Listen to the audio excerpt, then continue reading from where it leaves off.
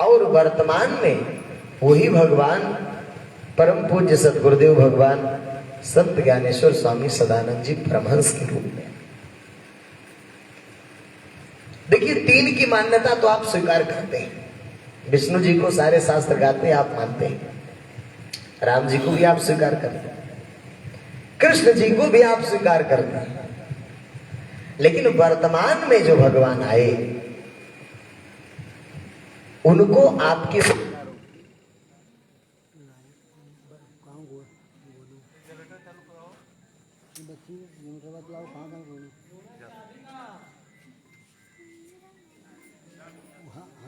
हंसराज से पूछा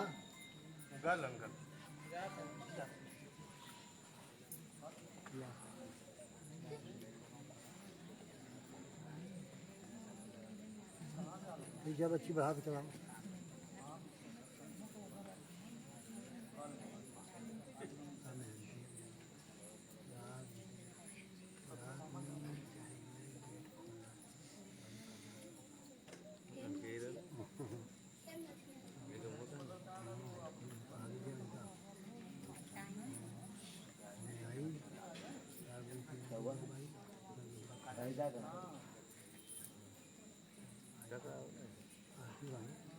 अच्छा सवेरों आवला आती है ना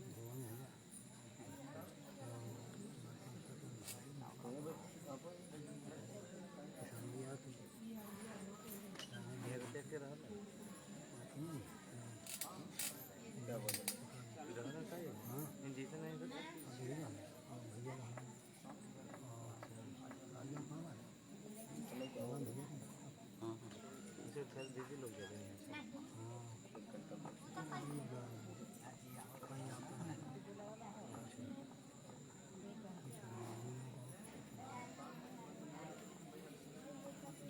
अब इसमें तो लाइन कर देंगे, गर्म हो गई।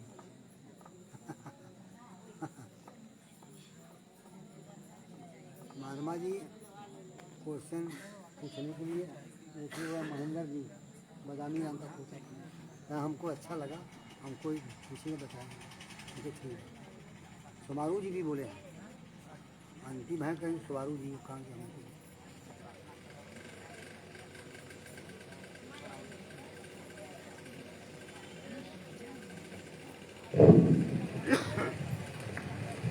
प्रेम से बोलिए श्री सद्गुरुदेव जी महाराज की, परम पिता जी परमेश्वर की, आनंद कंद प्रभु सदानंद मनमोहन भगवान की। तो हम लोगों ने जाना कि भगवान जब धराधाम पर आते हैं तो सबसे कठिन उनका होता है पहचान। भाई, पिछले युगों की मान्यताएं तो हम मानते हैं, लेकिन अगर ये प्रश्न उठे कि भगवान विष्णु जी, राम जी और कृष्ण जी को आपने कैसे माना, तो आप क्या बताएंगे? कथाएं सुनिए। आपके दादा परदादा ने आपको बताया कि राम जी कृष्ण जी भगवान थे, उनकी बातों को आप मानकर भगवान स्वीकार कर रहे हैं। लेकिन ये पहचान नहीं होता है भगवान का,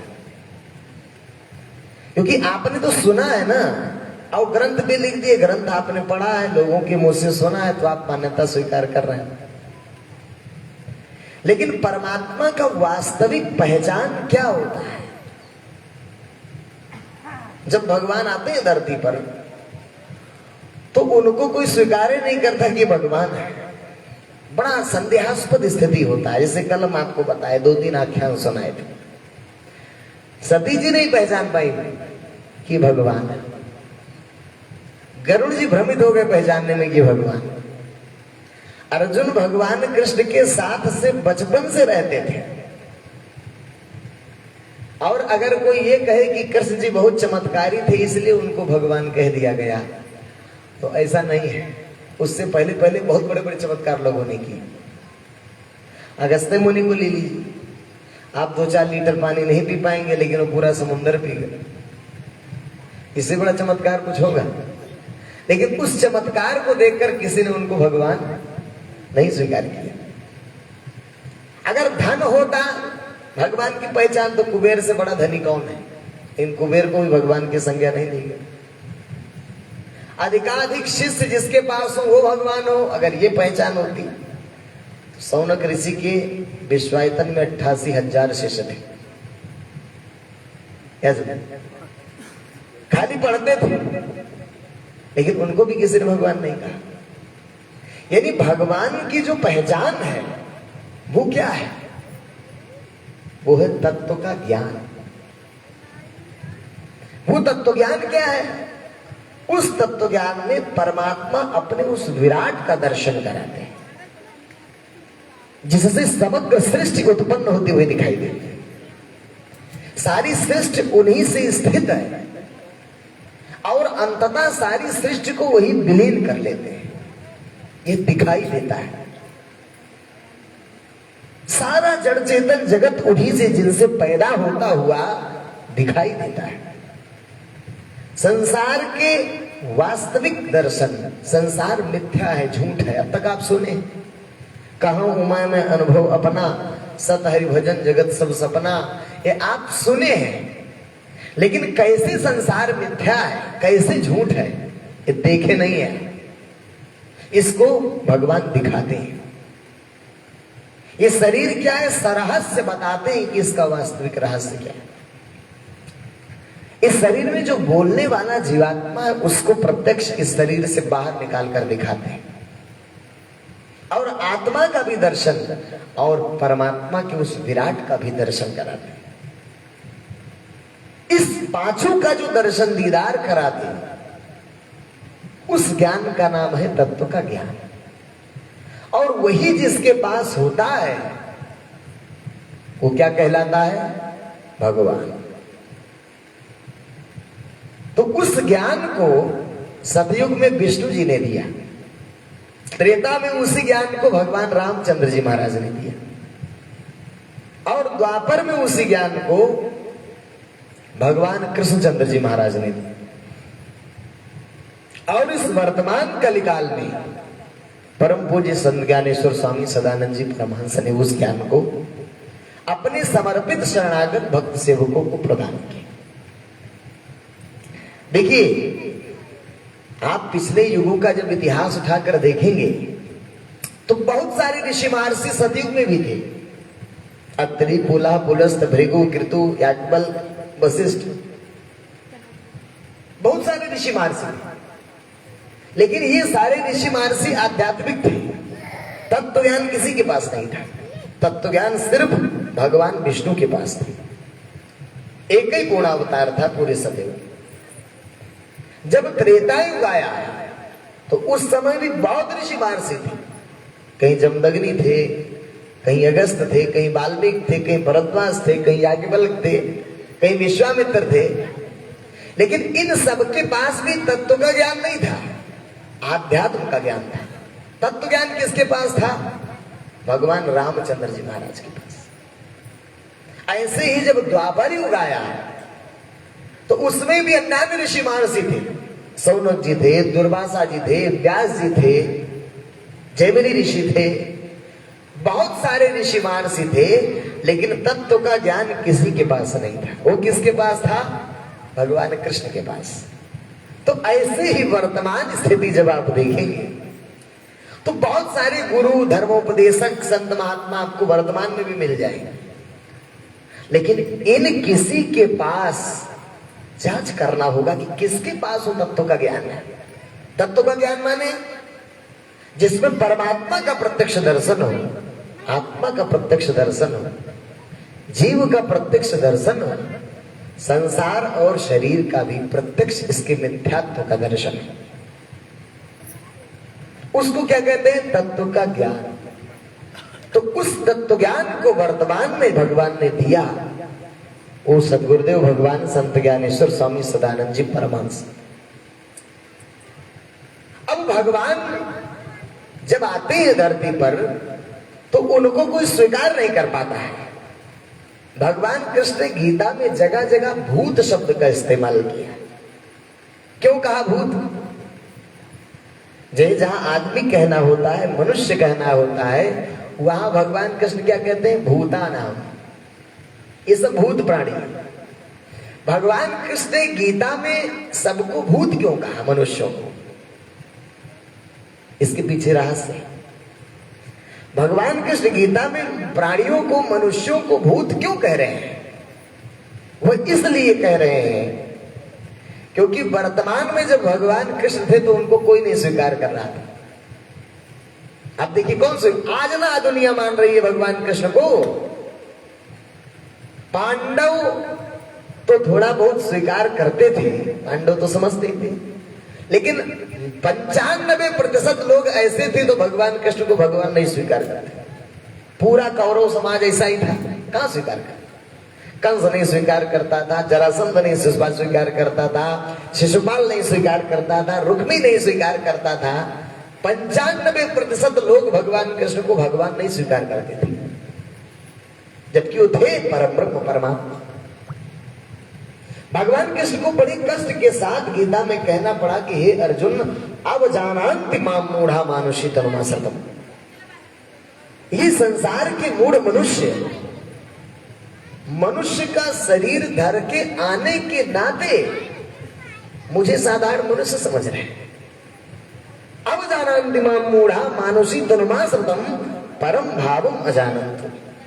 मेरे परम भाव को तो जानने का प्रयास लोग करते नहीं कि मैं तो इन जीवों के कल्याण और उद्धार के लिए आया हूं, परंतु हमें परमात्मा न समझकर मनुष्य शरीर में आने के नाते मुझे साधारण मनुष्य समझ रहे हैं। क्या समझ?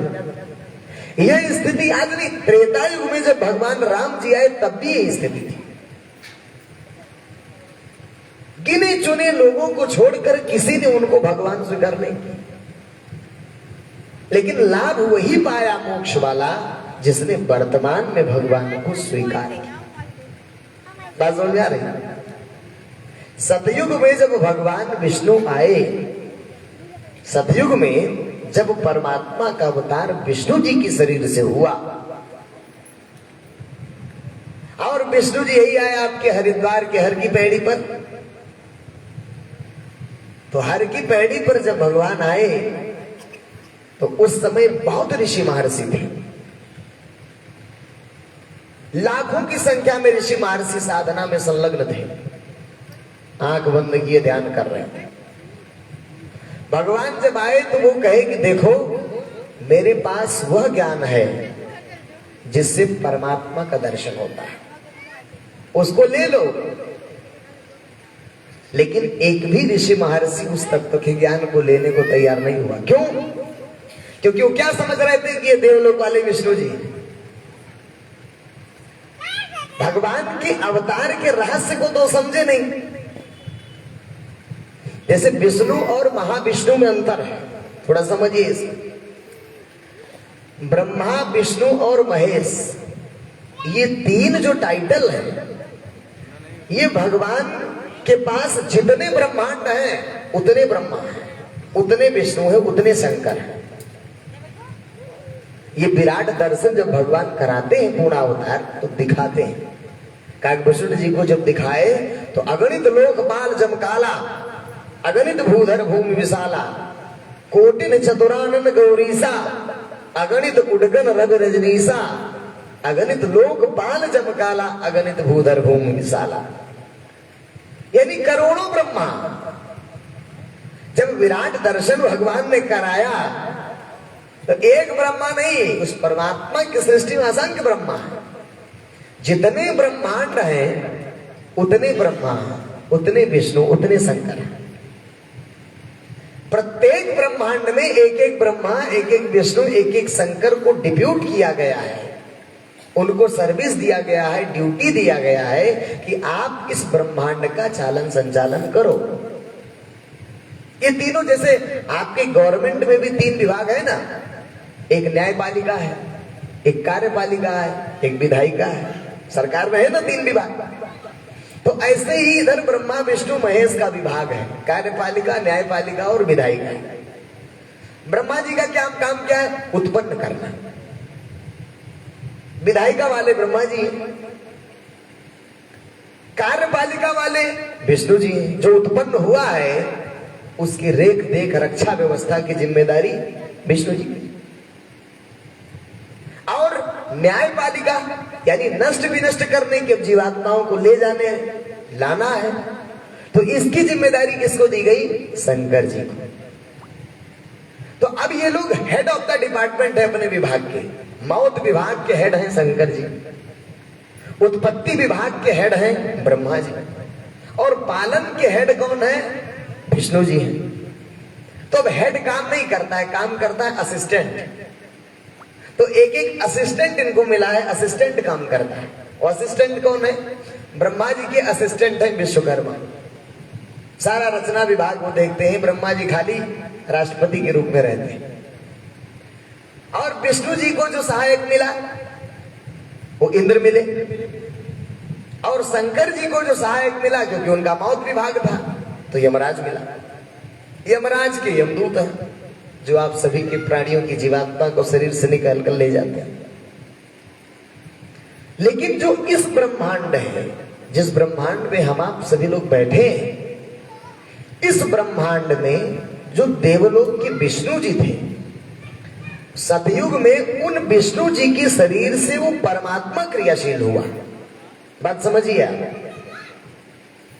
यानी पहले देव विष्णु थे जिनका काम था पालन करना, लेकिन उन विष्णु जी के शरीर में जब वो भगवान अवतरित हो गए, तब वो भगवान विष्णु हो गए। बात समझ में आ रही है? क्योंकि भगवान को तो किसी शरीर में उतरना है, और जिस शरीर में भगवान उतर जाएंगे, अवतार ग्रहण कर लेंगे जिस भी शरीर से, वो शरीर पूर्ण अवतार हो जाएगा। क्या समझे? वो चाहे जिस शरीर को अधिग्रहित कर ले, जिस शरीर को अधिग्रहित कर लेगा, युग में चाहेगा। अब त्रेता में उसने चाहा राम शरीर को अधिग्रहित किया, द्वापर में उसकी मर्जी थी कृष्ण शरीर को अधिग्रहित किया, वर्तमान में उसकी मर्जी थी भगवान सदानंद के शरीर को अधिग्रहित किया।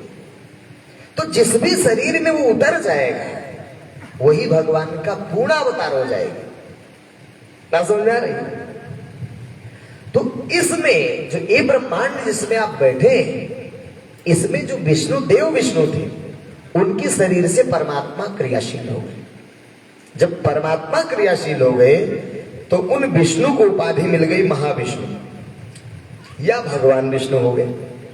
तो अब वो तो स्पेशल कोटा में चले गए, भगवान की संज्ञा हो गई, उनका दर्जा उठ गया। तो जो उनका कार्यभार था पालन करने वाला, उसको इंद्र डील करने लगे, उनका असिस्टेंट डील करने लगा।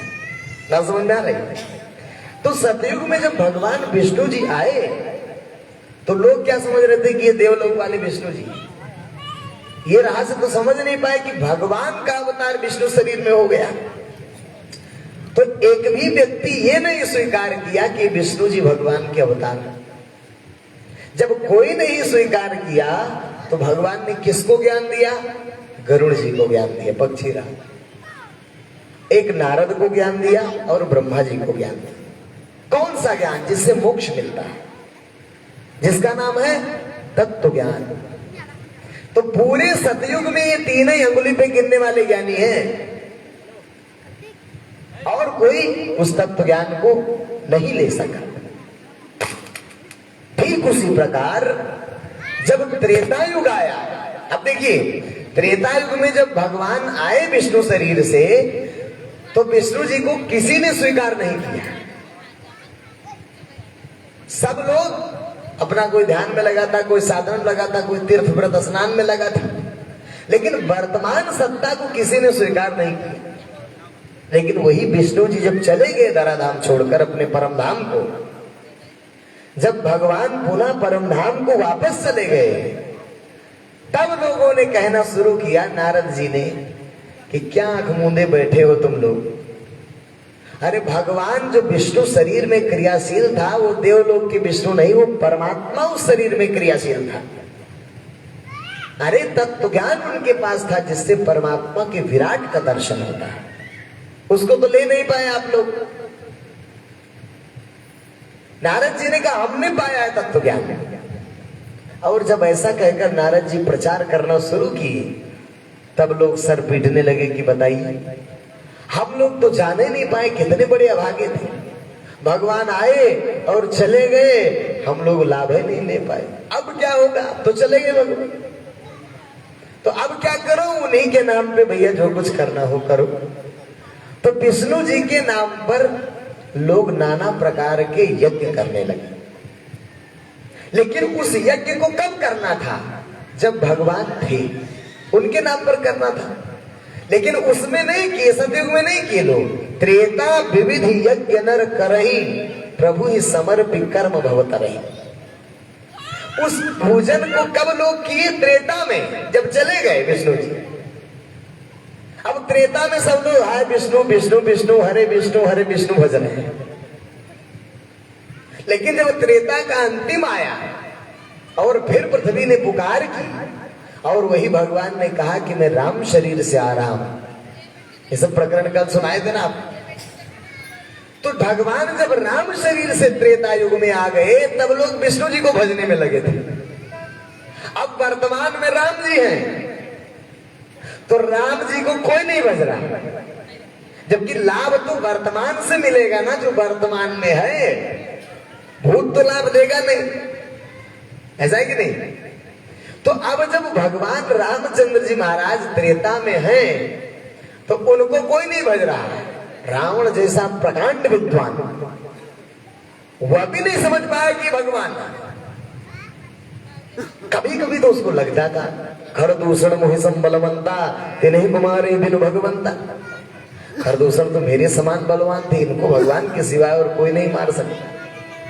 कभी कभी उसको लगता था चौरन भूप सुत को तो हरिहो नार जीत रन दो। अगर कहीं वो साधारण राजकुमार हुए तो दोनों को मारकर और उनकी पत्नी को अपनी रानी बनाओ, ऐसा लगता था। यानी संदेह की स्थिति क्लियर नहीं हुआ कि भगवान है। रावण को भी नहीं समझ में आ रहा था। कभी कहीं मरकटहीन करऊं मैं जाई, जिये तो धरहु तापस दो भाई। अरे राक्षसों जाओ, सब बंदरों को मार काट के खा जाओ, लेकिन दो तपस्वियों को मत मारना, उनको जिंदा पकड़ना है। उसको तपस्वी लगते थे। यानी भगवान के वास्तविक रहस्य को रावण जैसा प्रकांड विद्वान भी नहीं समझ सका। अरे उनको छोड़िए,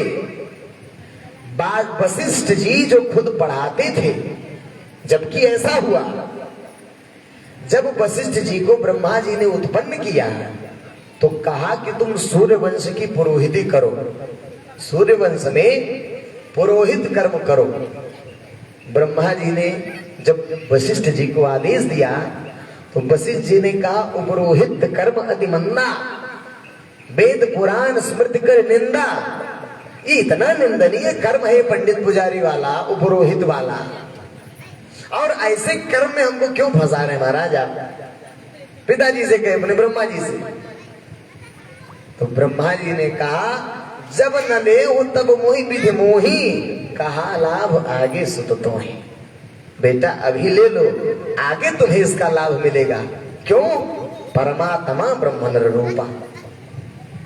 जब परमात्मा स्वयं अवतार ग्रहण करेंगे तो इसी रघुकुल वंश में करेंगे। तब मैं हृदय विचारा जोग जग जब ज्ञान, ताकर पई धर्म न यही समान। चाहे जिस कर्म से भगवान तो मिल रहे हैं ना, इसलिए मैंने इस कर्म को लिया।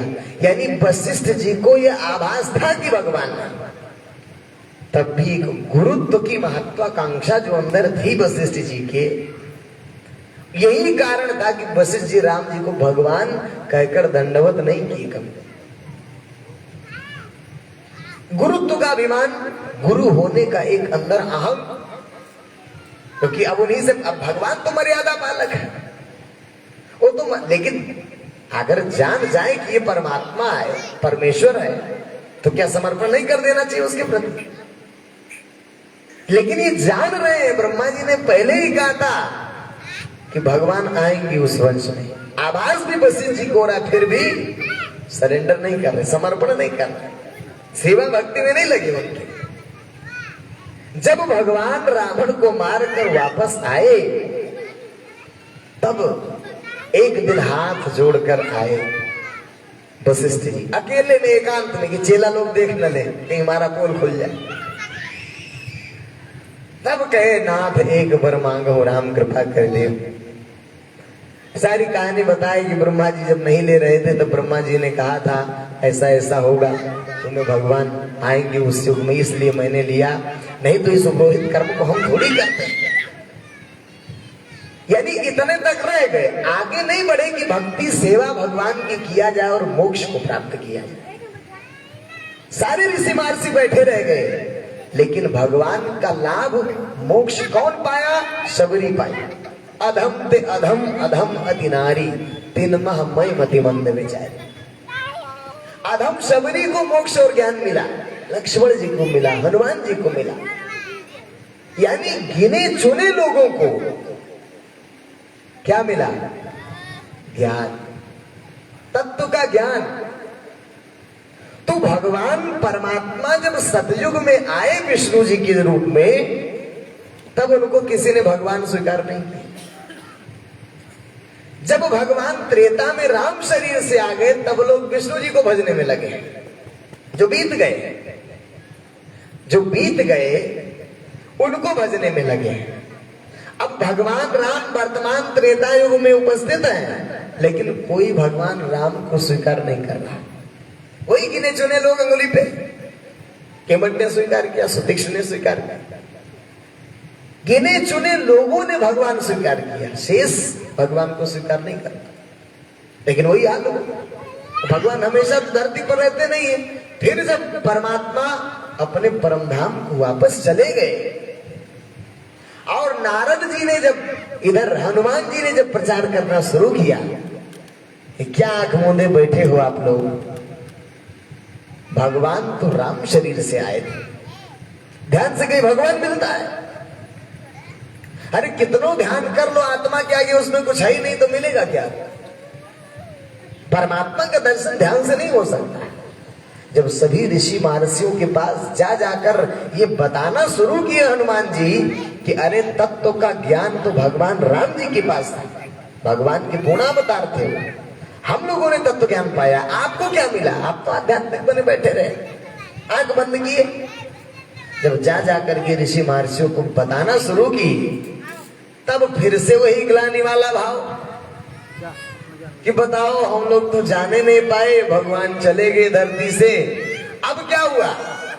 त्रेता में जब भगवान थे तब उनकी पूजा लोगों ने नहीं की, द्वापर करी रघुपति पद पूजा। अगला युग जब आया द्वापर, तब पूजा शुरू हुआ। जब तक थे तब तक पूजा नहीं शुरू की। द्वापर करी रघुपति पद पूजा, नर भव नरहि उपाय न दूजा। इसलिए यानी जब भगवान वर्तमान में रहते हैं तब नहीं मानते, जब चले जाते हैं तब मानना शुरू करते हैं। यही हाल द्वापर में हुआ। अब लोग राम राम राम राम भजने में लग गए, विष्णु विष्णु भजने में लगे, जो अवतार चले गए। द्वापर जब आया तो भगवान खुद कृष्ण शरीर से आ गए अवतार लेकर।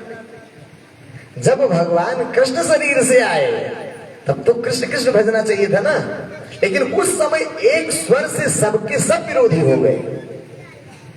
कंस मामे विरोधी हो गया, शिशुपाल विरोधी हो गया, दंडवत विरोधी हो गया, रुक्मी विरोधी हो गया, पूरा कौरव वंश विरोधी हो गया भगवान का। यानी एक स्वर से सब विरोध करने लगे।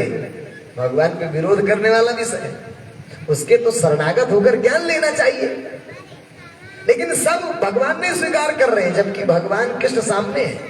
अब लोग किसको भजने में लगे हैं? जो बीत गए।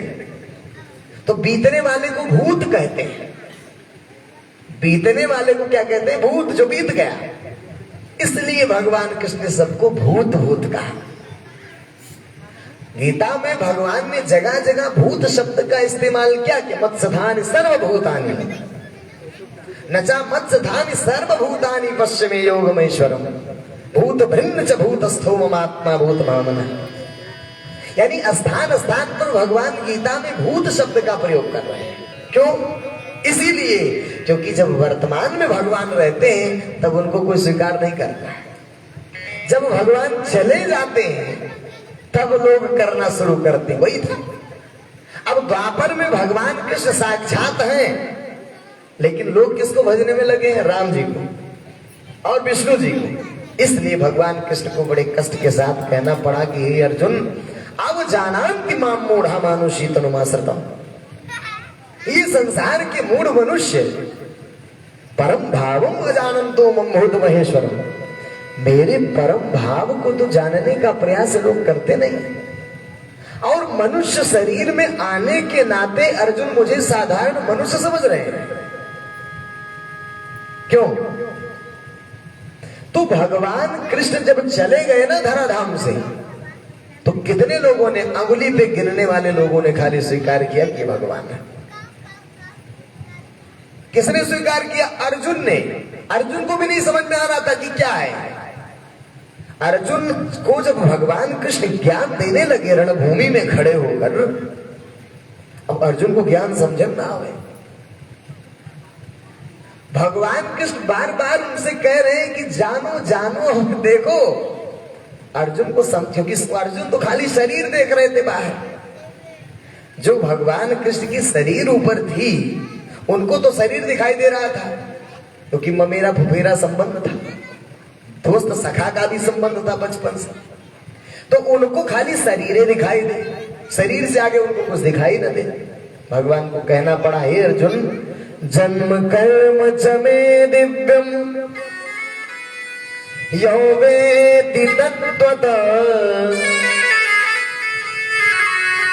त्यक्त्वा देहं पुनर्जन्म नयति मामेति सो अर्जुन। हे अर्जुन, मेरा जन्म और कर्म तुम जैसा साधारण नहीं है। मेरा जन्म और कर्म तुम जैसा साधारण नहीं हो। वेति तत्त्वतः, मुझे अगर जानना चाहते हो तो तत्वतः जानो, तत्वतः। त्यक्त्वा देहं पुनर्जन्म नयति मामेति सो अर्जुन। जब मुझे तत्वतः जान लोगे तो उसका परिणाम क्या होगा? त्यक्त्वा देहं, देह को त्याग करने के पश्चात पुनर्जन्म नहीं होगा तुम्हारा। पुनर्जन्म नयति मामेति सो अर्जुन, वरन तुम मुझको ही प्राप्त हो जाओगे। इतना ही नहीं, अब अर्जुन तो शरीर देख रहे हैं। भगवान ने कहा, न तो माम शक्य से द्रष्टुम, तुम्हारे इन नेत्रों में क्षमता नहीं है कि तुम मुझे देखो। इन आंखों से अर्जुन तुम मुझे नहीं देख सकते। इसका मतलब भगवान कृष्ण क्या दिखाना चाह रहे हैं? भाई आखिर भगवान कृष्ण और अर्जुन तो आमने सामने खड़े हैं ना। फिर भी भगवान करे, न तो माम शक्य से द्रष्टुम मने नहीं सचक्षुषा, इन नेत्रों द्वारा तुम मुझे नहीं देख सकते। न तो माम शक्य से द्रष्टुम, इन आंखों से तुम मुझे नहीं देख सकते। इसका अर्थ क्या है? शरीर तो दिखाई दे रही थी, इसका मतलब भगवान कृष्ण कुछ और दिखाना चाह रहे थे। इसका अर्थ ये न हुआ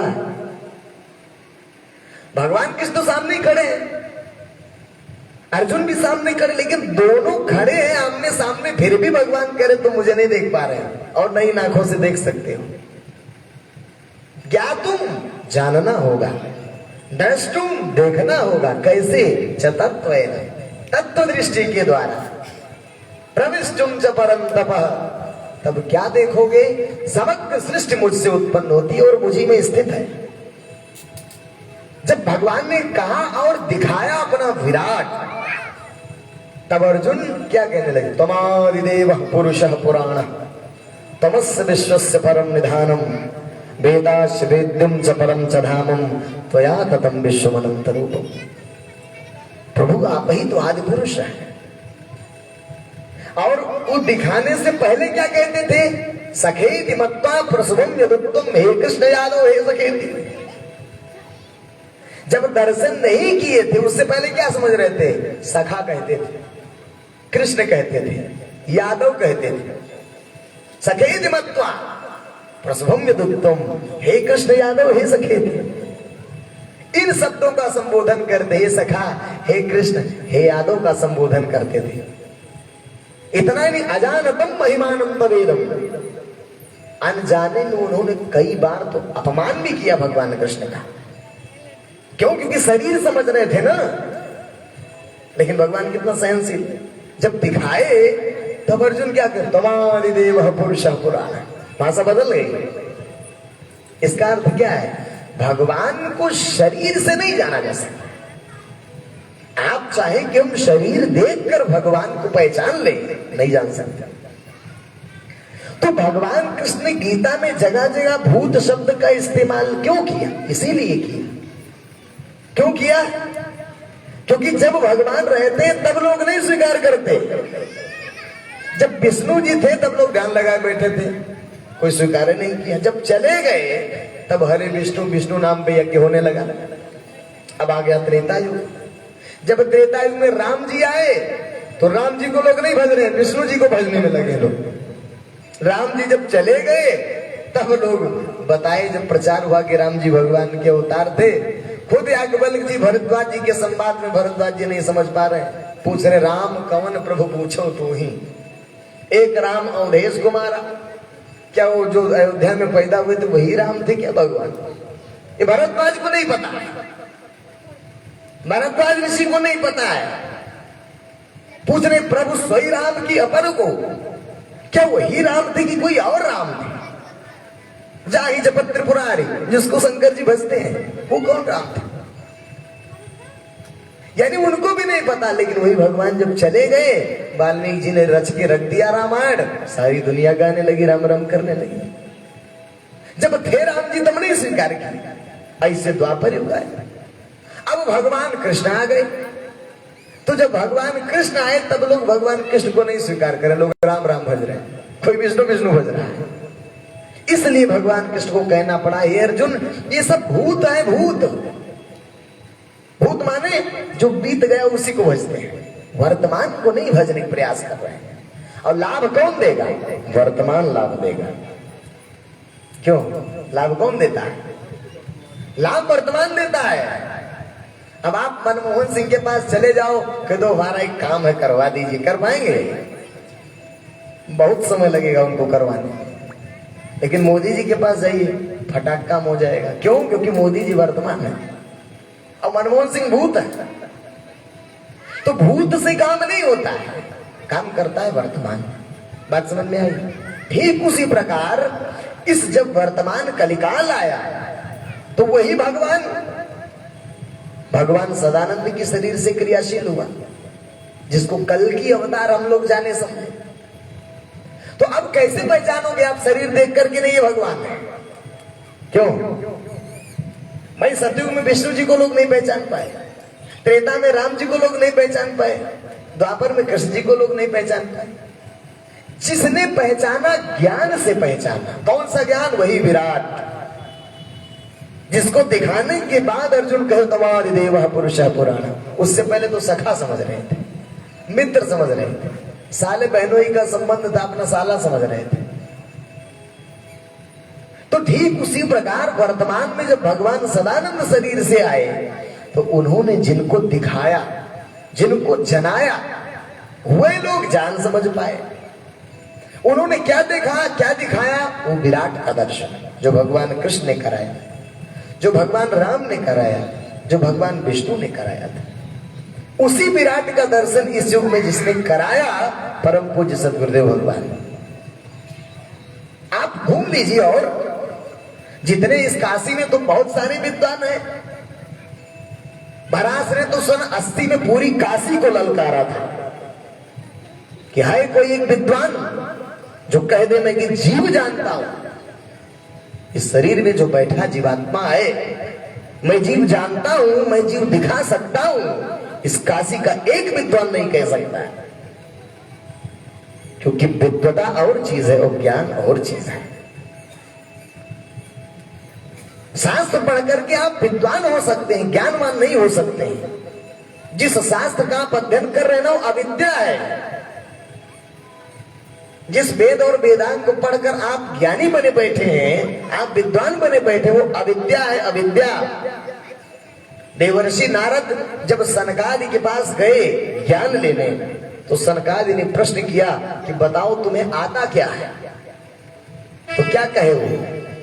ये बताओ कि लौकिक चीज ने हमको क्या नहीं आता है? धनुर्विद्या, वेद, वेदांग, ज्योतिष, भूत विद्या, नाग विद्या, क्या कौन कौन सी विद्या, यक्ष विद्या, कितनी विद्याएं उन्होंने गिना दी।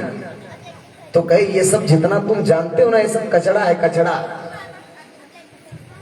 द्वै विद्ये वेद तब्बे इतिहास यद ब्रह्मविदो वदन्ति पराचय वा पराचा तत्रा परा ऋग्वेदो यजुर्वेदो सामवेदा अथर्वेदो शिक्षा कल्प व्याकरणम निरुक्तम छंद ज्योतिषमिति अथ परा यया तदक्षरमधिगम्यते। ये सब जितने हैं, चाहे वो शिक्षा हो, चाहे कल्प हो, चाहे निरुक्त हो, चाहे छंद हो, चाहे ज्योतिष हो, चाहे व्याकरण हो, चाहे यजुर्वेद हो, चाहे सामवेद हो, चाहे अथर्ववेद हो, चाहे ऋग्वेद हो, इस सब के आप पारगामी विद्वान हो जाओ तो भी आपने कुछ नहीं जाना। भगवान कह रहे हैं सब ब्रह्मण निष्णातो ना निष्णायात परे यदि श्रमस्तस्य श्रम फलो हृदय रक्षता। आप सारे शब्द ब्रह्म के पारगामी विद्वान हो जाओ, सब ग्रंथ रट डालो, चाट डालो, लेकिन अगर परम तत्व परमात्मा आपने नहीं जाना तो आपका सब कुछ बोलना कौए की तरह काऊ काऊ करना है, कुछ नहीं जान पाए आप। क्यों? क्योंकि ये चुनौती किसकी थी? भगवान जी की चुनौती थी। क्या था इनके ज्ञान में? ये उस ज्ञान को देते थे जिसको सतयुग में विष्णु जी ने दिया, जिसको त्रेता में राम जी ने दिया, जिसको द्वापर में कृष्ण जी ने दिया, उस ज्ञान को वर्तमान में भगवान सदानंद ने दिया। इसलिए इनको कल की अवतार घोषित किया। तो लाभ जब भी देगा वर्तमान देगा, भूत नहीं देगा। जब भी सतयुग में जिसने भी मोक्ष पाया तो विष्णु जी की भक्ति करके मोक्ष मिला।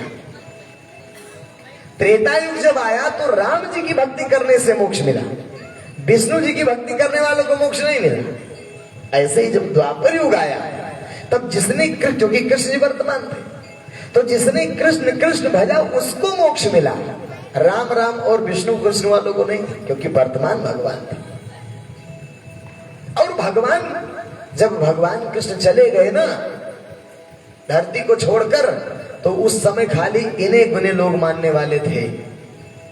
उद्धव मानते थे, मैत्रेय जानते थे, विदुर जी जानते थे, गोपियां जानती थी, बस इतने ही थे, और अर्जुन थे। शेष लोग भगवान को तत्वतः कोई नहीं जानता था। भगवान कृष्ण के चले जाने के लगभग 40 साल बाद इस ग्रंथ की रचना हुई। किस ग्रंथ की? भागवत महापुराण। और पहली बार 40 साल के बाद इस भागवत, और कैसे हुई? वेद व्यास जी ने सारे ग्रंथ पुराण रट डाले, लिख डाले। क्योंकि क्या है ना, वेद श्रुति और स्मृति के रूप में थे, कहीं लिखा नहीं था, वेद लिखावट में नहीं था। तो वेद व्यास जी ने सब वेदों का संकलन करके और सरलीकरण करके ग्रंथ बनाया। अब जब ग्रंथ बना दिए, लेकिन इतने ग्रंथ बनाने के बावजूद भी वेद व्यास को अंदर से संतुष्टि नहीं हो रही। नारद जी आए, उन्होंने अपने असंतोष का कारण पूछा। नारद जी ने कहा कि जिसकी रचना आप किए हैं ना, ये वेद वेदांग, ये सब अविद्या है। इसको करने से तो जीव और कर्म के बंधन में उलझ जाएगा। आपने तो जीवों को नरक जाने की व्यवस्था दे दी है, आवागमन में डालने की एक व्यवस्था आप बनाए। भगवान साक्षात कृष्ण रूप में आए, क्या उनके बारे में भी कोई ग्रंथ आप लिखे हैं? तब व्यास जी की आंख खुली कि अरे हम तो कुछ नहीं लिखे। जब कुछ नहीं लिखे ऐसा, तब नारद जी ने कहा भगवान की ग्रंथ रचना करो, भगवान के रूप माधुर्य उनके लीलाओं का गान करो, तब जाकर तुम्हें संतुष्टि मिलेगी। वेद और वेदांग रटने से नहीं, न इसके लिखने से संतुष्टि आपको मिल सकती है। ये किसको कह रहे हैं? ऋषि द्वैपायन को, महर्षि व्यास। तब व्यास जी ने भागवत महापुराण की रचना की, और उसके 40 साल के बाद उसी भागवत महापुराण को सुखदेव जी ने परीक्षित को सुनाया। उसके 200 साल बीत जाने के बाद उस कथा को गोकर्ण जी ने धुंधकारी को सुनाया, और उसके लगभग 50 साल बीत जाने के बाद सनकादि ने नारद को कथा सुनाई। तब जाकर के आज प्रचार हुआ कि भगवान कृष्ण भगवान है, नहीं तो कौन जानता था।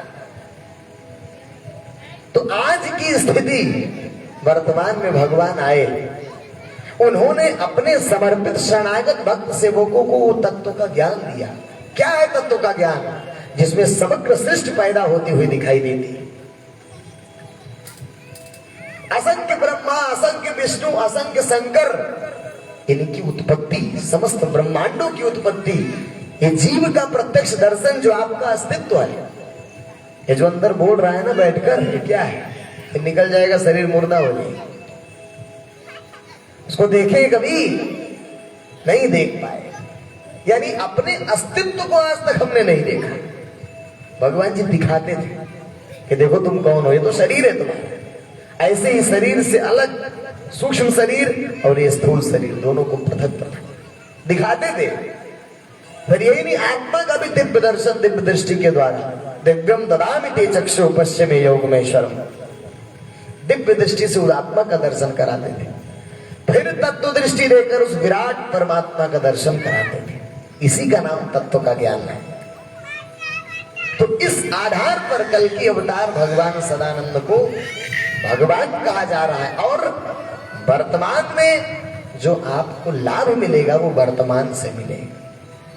अब देखिए, भजन पूजन तो आप लोग किसी न किसी का कर ही रहे हैं, कर ही रहे ना, हर कोई करता है। गौर से समझिए माता लोग, आप लोग धर्म के नाम पर, भजन पूजन के नाम पर कुछ ना कुछ तो कर ही रहे ना आप लोग। चाहे जिसका अगरबत्ती घुमा रहे, कोई गणेश जी को भज रहा है, कोई शंकर जी को भज रहा है, लेकिन भजना किसको चाहिए? भगवान को भजना चाहिए। भगवान कृष्ण क्यों? क्योंकि हमारा उद्देश्य क्या है, लक्ष्य क्या है मनुष्य का? मोक्ष। और मोक्ष कोई भी देवी देवता नहीं दे सकता। भगवान कृष्ण अध्याय 9 में कह रहे हैं, एपि अन्य देवता भक्ता यजन्ते श्रद्धयान्विता तेपि मामेव कौन्तेय लेकिन यजन्त अविधिपूर्वकम्। हे अर्जुन, ये जो दुनिया के लोग पूजा पाठ करने में लगे हैं, आप लोग चाहे जिस देवी देवता का आप पूजा पाठ कर रहे हैं, तो गौर से सुनिए, चाहे जिस किसी देवी देवता का चाहे जितनी श्रद्धा से आप भजन पूजन करो, चाहे जितना गंगा नहा लो, भगवान कृष्ण क्या कह रहे हैं? एपि अन्य देवता भक्ता यजन्ते श्रद्धयान्विता तेपि मामेव कौन्तेय लेकिन यजन्तु अविधिपूर्वकम्। हे अर्जुन, वो सब अवैध है, अवैध। चाहे जितनी श्रद्धा से जिस किसी देवी देवता का पूजा करो, अवैध है। अवैध माने इनवैलिड, विधान से नहीं है वो, चाहे जितना पूजा कर डालो। अगला श्लोक क्या कहता है? अहम ही सर्वयज्ञानाम, यद्यपि इस सृष्टि का भोक्ता और स्वामी तो मैं ही हूं, लेकिन ततो माम अभिजानाति तत्वेनातश्चिवन्ति। क्योंकि ये लोग मुझे नहीं जानते हैं और मेरा भजन न करके देवी देवताओं में लगे हैं, इसलिए गिर जाते हैं। तत्वेनातश्चिवन्ति, च्युत हो जाते हैं और मोक्ष को प्राप्त नहीं होते, फिर से आवागमन में चक्कर काटते हैं। बात समझ में आई? क्योंकि ये लोग मेरा भजन न करके देवी देवताओं में फंसे हैं, इसलिए तत्वेनातश्चिवन्ति, गिर जाते हैं और पुनर्जन्म को प्राप्त होते हैं, फिर 84 चक्कर में जाते हैं। मुझको नहीं प्राप्त होते। जब मुझको प्राप्त होंगे, भगवान को प्राप्त होंगे। देखिए, जब आप देवी देवताओं की उपासना करेंगे तो क्या मिलेगा अंत में? त्रैविद्या सोम पापूत पाप यज्ञैरिष्ठा स्वर्गतिं प्रार्थयन्ते ते पुण्यमासाद्य सुरेन्द्र लोका मश्नन्त दिव्यान् देवदेव भोगा ते तुम भुक्त्वा स्वर्गलोकं विशालम् क्षीणे पुण्ये मृत्युलोकं विशन्ति एवं त्रयी धर्ममनु प्रपन्ना अगतागतं काम कामा लभन्ते।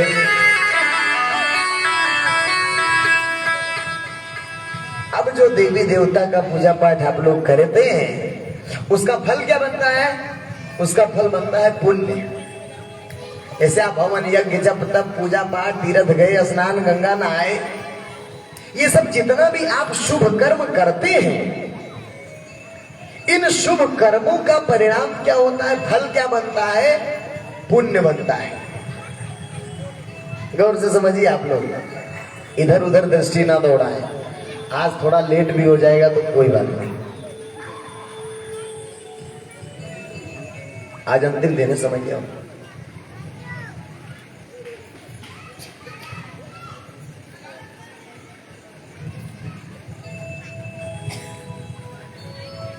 प्रेम से बोलिए श्री सदगुरुदेव जी महाराज की जय, परम पिता जी परमेश्वर की, आनंद कंद प्रभु सदानंद मनमोहन भगवान की जय।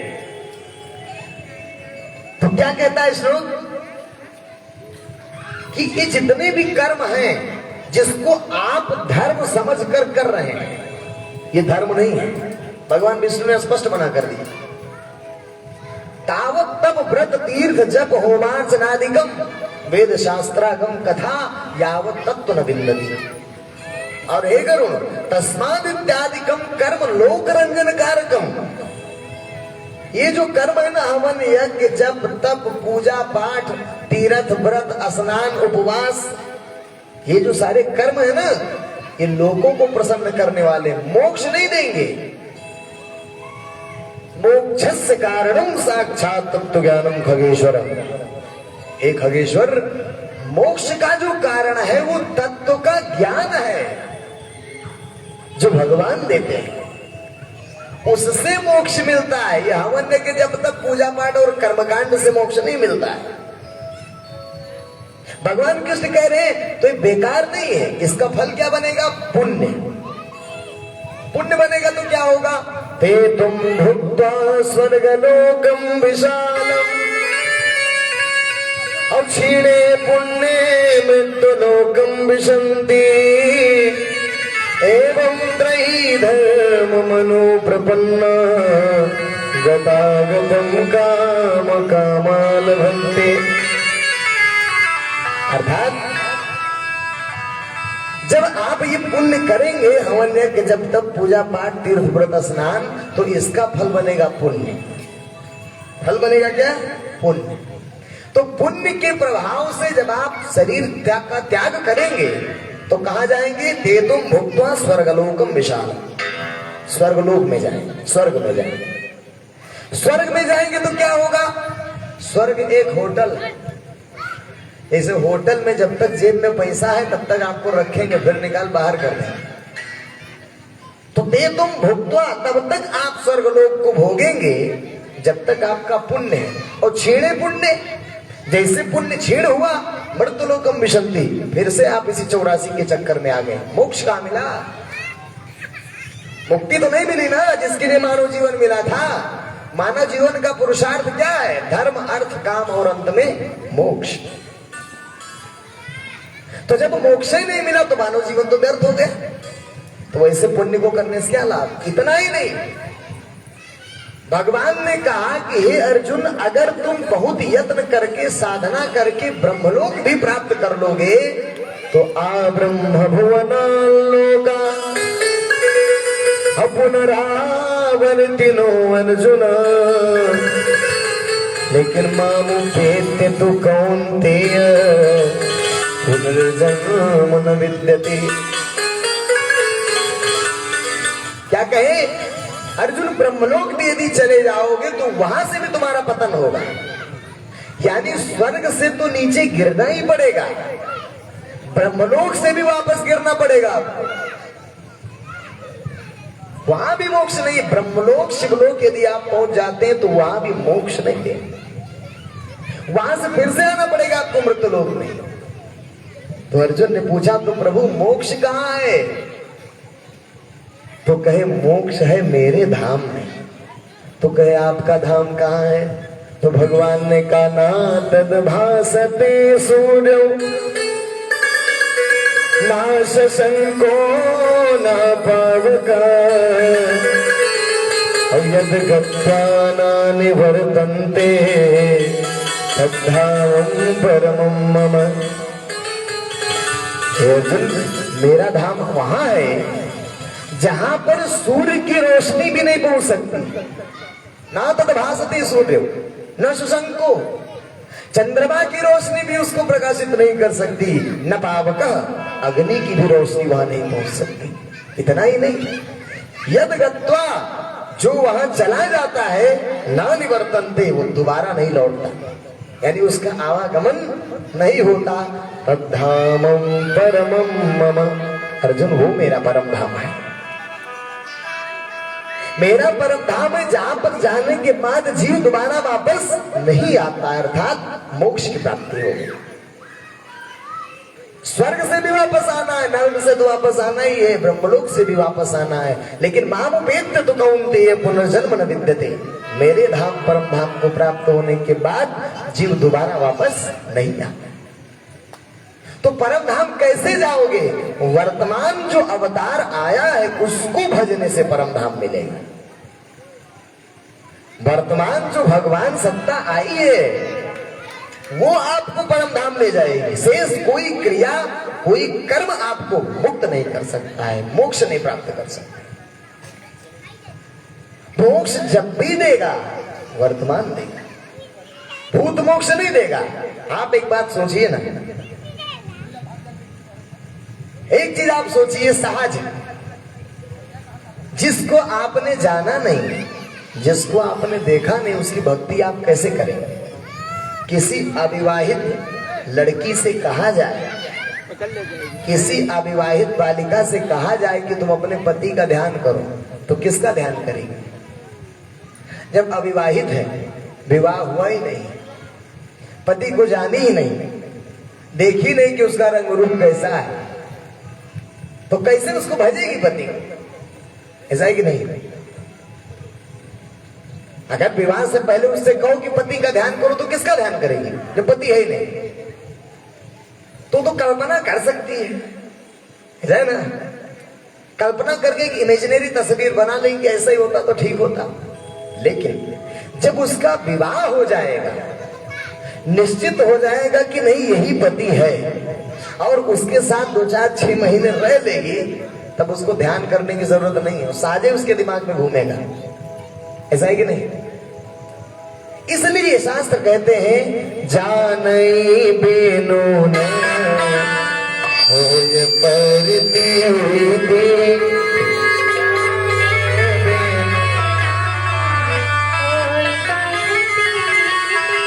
बिनु परती हो या नहीं प्रीति, बिनु परती हो या नहीं प्रीति,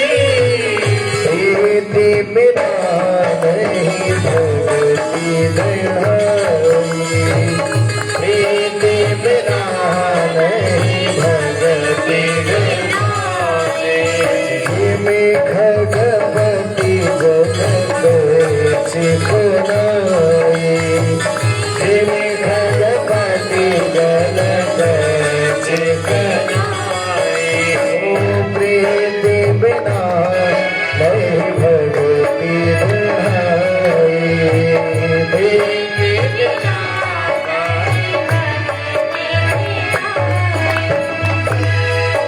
अर्थात पहले क्या है? जानना है। जाने बिनु न होए प्रतीति, विवाह से पहले जानती नहीं थी पति को, तो विश्वास किस पे करें, प्रेम किससे करें? इसलिए पहले जानना है, पहले भगवान को जानना है। तो वर्तमान अवतार को पहले जानिए। वर्तमान में भगवान आए हैं, परम पूज्य सद्गुरुदेव भगवान, हम लोगों ने जाना और देखा कि भगवान सदानंद के शरीर से इस वर्तमान में क्रियाशील हुए। अब जो लोग नहीं आए 3-4 दिन इसी विषय में चला है, लेकिन आप लोग आज नए जो लोग आए वे लोग नहीं पकड़ पाएंगे इस बात को। वे लोग और प्रश्न उत्तर करें इस कार्यक्रम के बाद, तो जिज्ञासा हो, जानने समझने की इच्छा हो, वे लोग प्रश्न उत्तर कर सकते हैं। अभी कार्यक्रम जब खत्म हो जाएगा तब शंकाएं लिए रहिए आप लोग। तो जैसे यथा तरुण मूल निषेचनेन तत्तंत तस्कंद भुजोपशाखा, जैसे हम जड़ में पानी डाल देते हैं तो वृक्ष के पत्ते पत्ते में वो सब जगह पहुंच जाता है कि नहीं, ऐसा है कि नहीं? तो ऐसे ही जो सृष्टि रूपी वृक्ष है, इसका ऊर्ध्वमूलम अधा शाखा अश्वत्थम प्राहुरव्ययम छंदांसि यस्य पर्णानि यस्तम वेद स वेदविद। इसका जो मूल है ना धरती का, वो परमात्मा वो ऊपर है। संसार के पेड़ की जड़ नीचे होती है, लेकिन जो सृष्टि रूपी वृक्ष है इसकी जड़ ऊपर है। ऊर्ध्वमूलम अधा शाखा, और शाखाएं सब नीचे हैं इसकी। ये ब्रह्मलोक, शिवलोक, गंधर्वलोक, यक्षलोक, नागलोक, ये सब क्या है इसकी शाखाएं। इतल बीतल सुतल तल तलातल महातल रसातल भूलोक भुवालोक महालोक जन तपा, ये सब क्या है? ये सब क्या है? शाखाएं हैं। और छंदांसि यस्य पर्णानि, और वेद जिनके पत्ते हैं। वेद क्या है? इनके पत्ते हैं, जिन पर आप समझिए 33 करोड़ देवी देवता बैठे हैं। तो अब एक चीज बताइए, पानी कहां डालना होगा? जड़ में डालना होगा कि पत्तों में डालना होगा? आप चाहें कि पेड़ के पत्तों को सींच कर हम पेड़ को हरा भरा रख लें तो संभव है? बताइए।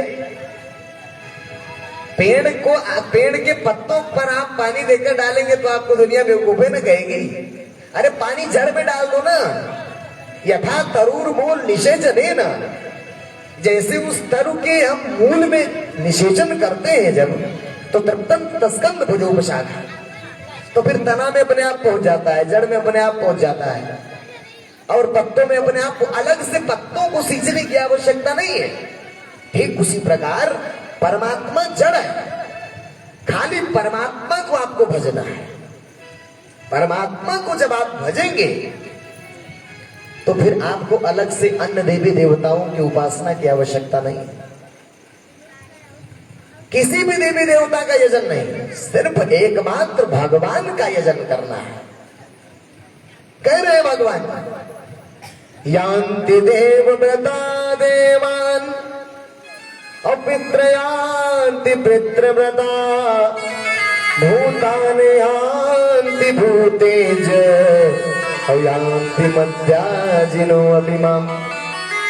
हे अर्जुन, क्यों नहीं भजना है देवताओं को, देवियों को? क्योंकि मानव जीवन का लक्ष्य तो मोक्ष है। अब मोक्ष कोई देवी देवता दे नहीं सकता। यान्ति देवव्रता देवान, अगर आप देवताओं को भजोगे तो भगवान ने कहा तुम देवताओं को ही प्राप्त हो जाओगे, देवलोक मिल जाएगा। तो देवलोक से फिर आना पड़ेगा, छेड़े पुण्य मृत्युलोकम विशंति, फिर से आना है। पितृयान्ति पितृव्रता, पितरों को भजोगे तो पितरों को प्राप्त हो जाओगे। अब भूतानि यान्ति भूतेज्या, भूतों को भजोगे तो भूतों को प्राप्त हो जाओगे। लेकिन अर्जुन, यान्ति मध्याजिनो अपि माम, जब मुझे भजोगे ना तो मुझे ही प्राप्त होगे। इसलिए किसको भजना है? वर्तमान भगवान को भजना है। और वर्तमान में वो भगवान किसके शरीर से क्रियाशील हुआ? परम पूज्य सद्गुरुदेव भगवान सदानंद के शरीर से।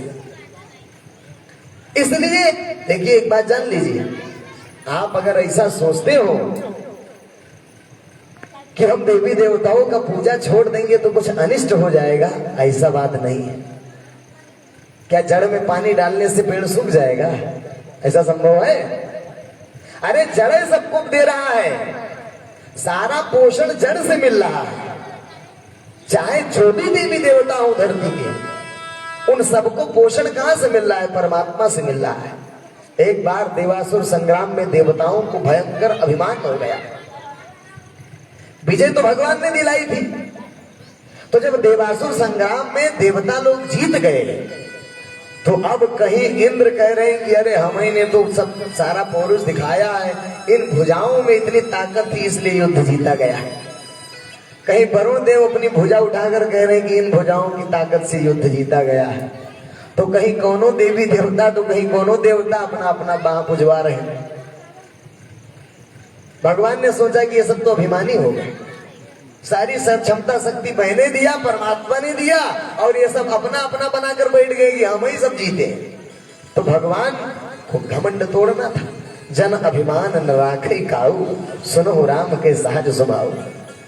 भगवान अपने लोगों का अहंकार खाते हैं। तो भगवान यक्ष के रूप में प्रकट हो गए।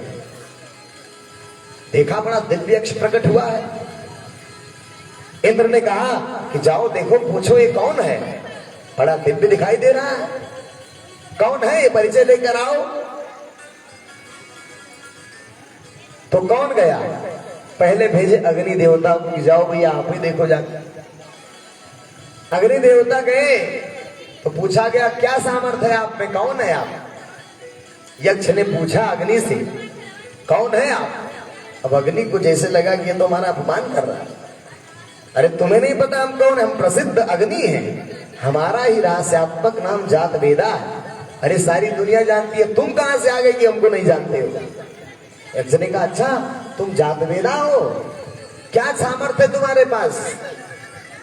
तो अब वो गर्भोक्ति में गर्भ के साथ अहंकार से युक्त वाणी बोले, हमारे अंदर वह सामर्थ्य कि कहो मैं इस पृथ्वी को जलाकर राख कर दूं, इतना सामर्थ्य है हमारे अंदर। तो कहे अच्छा, तो ऐसा है, भगवान ने एक तिनका फेंक दिया, एक तिनका, कहा कि इसको थोड़ा जलाकर दिखाओ। अब अग्नि देवता फूं फां करने लगे और करते ही रह गए, उस तिनका को भी नहीं जला पाए, क्योंकि उस अग्नि में जाने वाली दाहिका शक्ति को भगवान ने रोक लिया, जो मूल चीज है। अब जैसे तार है तो तारे सब कुछ थोड़ी है, तार में मुख्य तो करंट है ना, करंट को रोक ले तो तार क्या करेगा? तो जहां से परमात्मा सारी शक्ति का डेलीगेशन कर रहा है उसको तो लोग समझे नहीं। भगवान ने जैसे ही रोका दाहिका शक्ति को, सारा पावर सीज हो गया, मुंह लटकाए वापस चले गए अग्नि देवता। फिर आए वायु देवता, वो भी ऐसे ही बोले क्या क्षमता है तुम्हारे अंदर? उन्होंने कहा कहो तो बिना आधार के सारी धरती को ऐसे खड़ा कर दो, कोई भी बस। वो कहे अच्छा, फिर तिनका डाल दिया, कहा इसको उड़ाकर दिखाओ। अब वो भी फूंफा करते रह गए, लेकिन तो तिनका नहीं उड़ पाए। कहने का मतलब क्या कि भगवान से सारा सामर्थ्य है। यथा तरुण मूल निषेचनेन तृप्तंत तस्कंद भुजोपशाखा। जब हम जड़ में पानी डाल देंगे, यानी परमात्मा में डाल देंगे, तो क्या होगा? फिर अलग से देवी देवताओं को भजने की आवश्यकता नहीं है। इस शाखाओं को और पत्तों को अलग से सींचने की आवश्यकता नहीं है। इसलिए एक ही साध है, सब सब है, और सब साध है, सब जात। आप चाहो कि बाल्टी लेकर एक एक पत्ते को हम सींच दें तो पेड़ सूख जाए। पानी जड़ में डालना होगा, अर्थात परमात्मा को भजना होगा। वो भी कौन परमात्मा को? वर्तमान में जो भगवान आए हैं उनको भजना होगा, क्योंकि लाभ जब भी देगा वर्तमान देगा, भूत लाभ देने नहीं आएगा। भूत लाभ नहीं देता है। जब द्वापर युग था तो भगवान राम का ही नाम लेने से मुक्ति मिली, त्रेता युग में। सतयुग था तो विष्णु जी का ही नाम लेने से मुक्ति मिली। जब त्रेता युग आया तो राम जी का अवतार हुआ, तो पहले विष्णु जी का अवतार हो चुका था, लेकिन फिर भी विष्णु विष्णु कहने से मुक्ति नहीं मिली, राम राम कहने से मुक्ति मिला, मोक्ष मिला। जब अगला युग द्वापर आया तो द्वापर में कृष्ण कृष्ण कहने से मुक्ति मिला, राम राम कहने वालों को मोक्ष नहीं मिला, विष्णु विष्णु कहने वालों को मोक्ष नहीं मिला। क्यों? क्योंकि वो भूत हो चुके थे। भूत माने बीत चुके थे, जो बीत गया। इसलिए भगवान कृष्ण गीता में भूत भूत भूत कहा सबको। अब जानान्ति मां मूढ़ा भूतानी, भूत शब्द का प्रयोग किया, क्योंकि वर्तमान में उनको कोई स्वीकार ही नहीं कर रहा था। सब भूत को पूजने लगे थे, यानी कोई राम राम जप रहा था, कोई विष्णु विष्णु जप रहा था।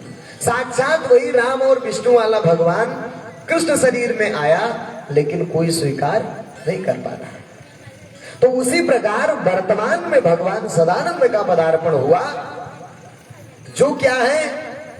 इस कल की अवतार पूर्ण अवतार है। एते चांस कलाम पुंसाम कृष्णस्तु भगवान स्वयं। ये अंशावतार नहीं है, ये कला अवतार नहीं है, निमित्ता अवतार नहीं है, ये कलिकाल का पूर्ण अवतार है। अब आपको बड़ा संशय होगा, कुछ लोग कहते हैं कि भैया कलयुग का प्रथम चरण चल रहा है अभी, तो भगवान कहां से आ गए? ऐसा भी लोग कहते हैं। क्योंकि पंडित जी लोग यही गाते हैं कृतयुगे प्रथम चरण, कलयुगे प्रथम चरण, कलयुगे प्रथम चरण। ऐसा नहीं है। ये जो प्रथम चरण लिखा गया है, भगवान कृष्ण जब द्वापर में चले गए तभी कलिकाल का प्रारंभ हुआ। परीक्षित से कलिकाल आया है ना, परीक्षित से कलिकाल आया।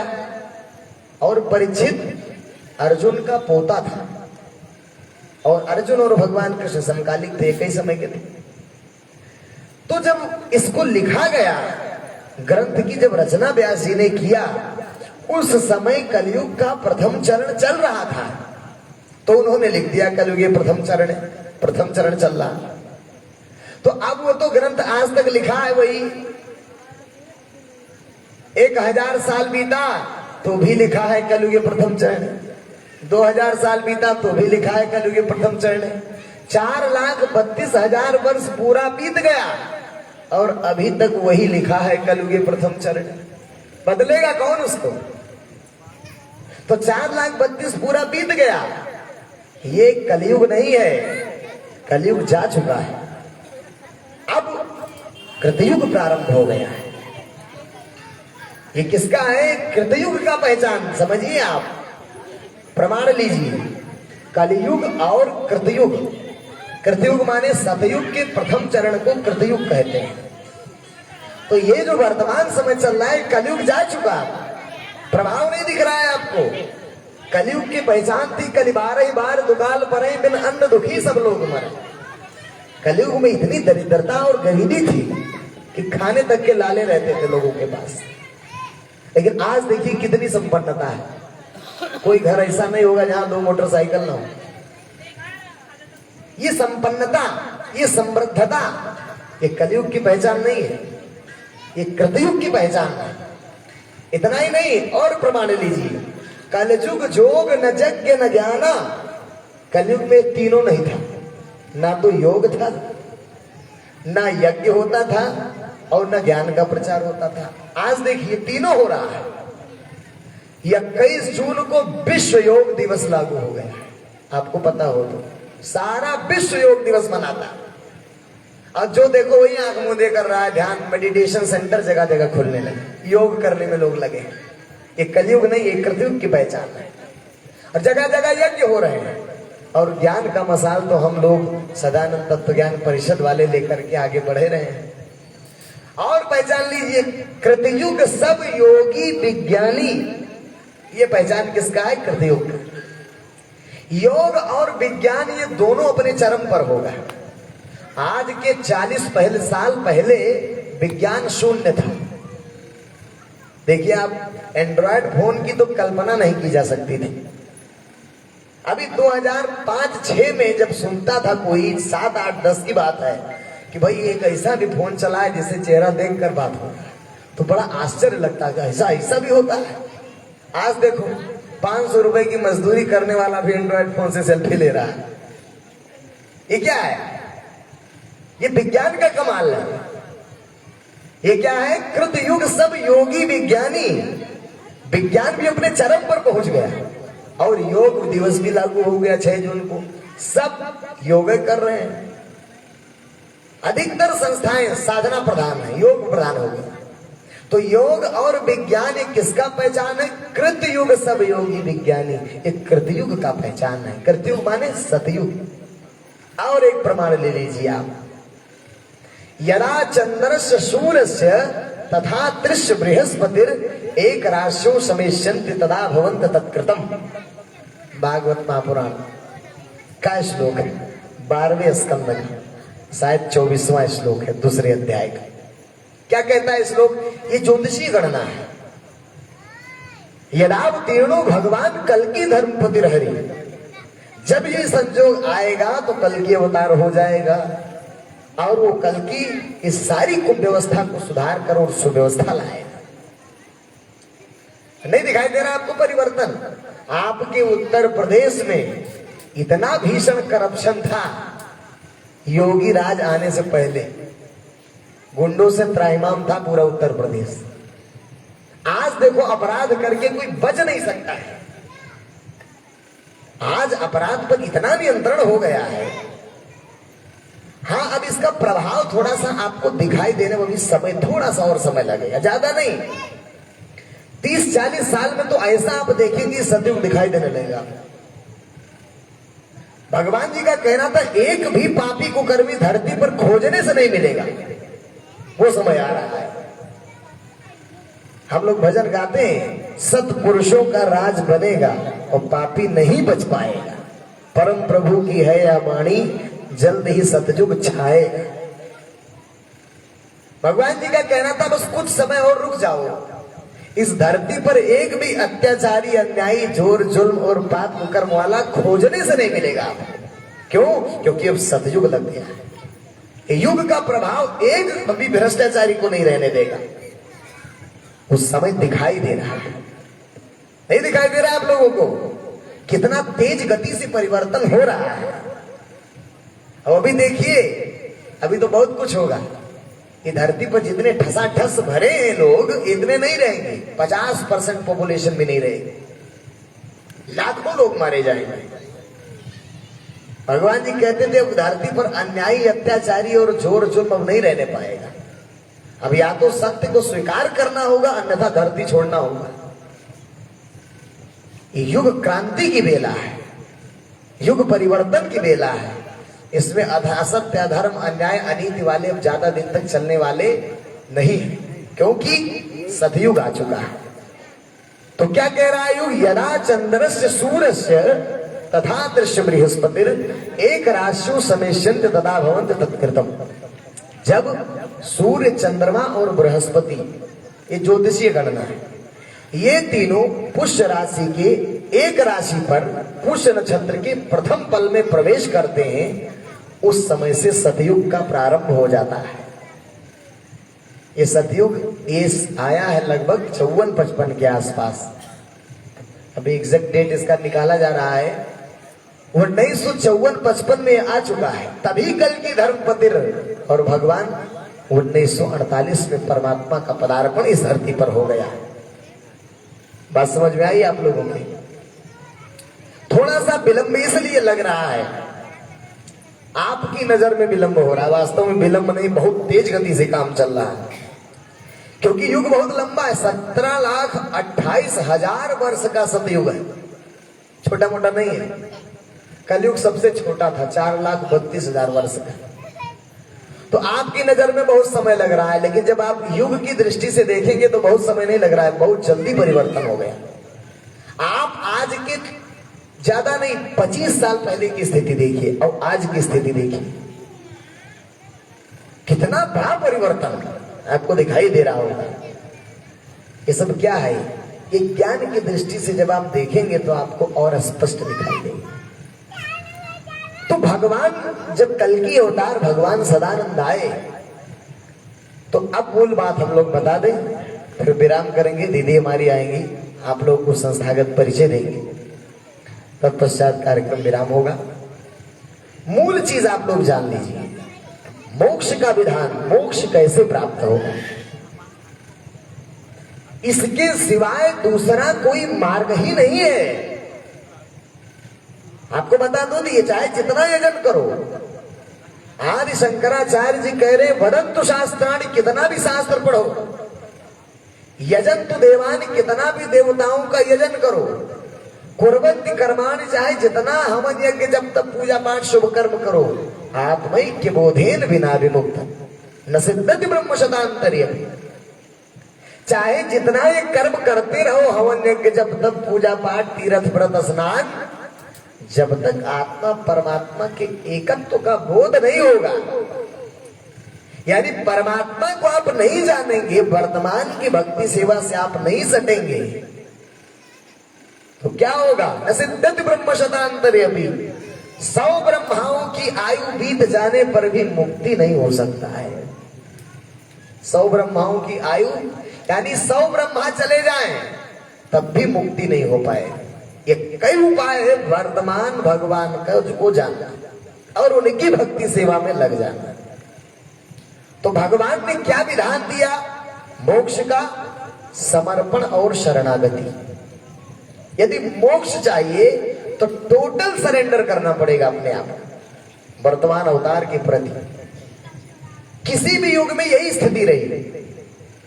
जब गरुड़ जी ने भगवान विष्णु के प्रति अपने आप को पूर्णतया समर्पित कर दिया, तब भगवान विष्णु ने गरुड़ को ज्ञान दिया। त्रेता युग में भगवान राम जी ने लक्ष्मण को, हनुमान को तब ज्ञान दिया जब टोटल अपने आप को समर्पण कर दिया उन्होंने, तब ज्ञान दिया। अर्जुन को भी तब तक भगवान ने ज्ञान नहीं दिया जब अर्जुन ने कहा शिष्यस्तेहं शाधिमां तां प्रपन्नम, अब मैं आपके प्रति पूर्ण शरणागत हूं। तब भगवान ने वो ज्ञान दिया, मोक्ष का विधान बताया।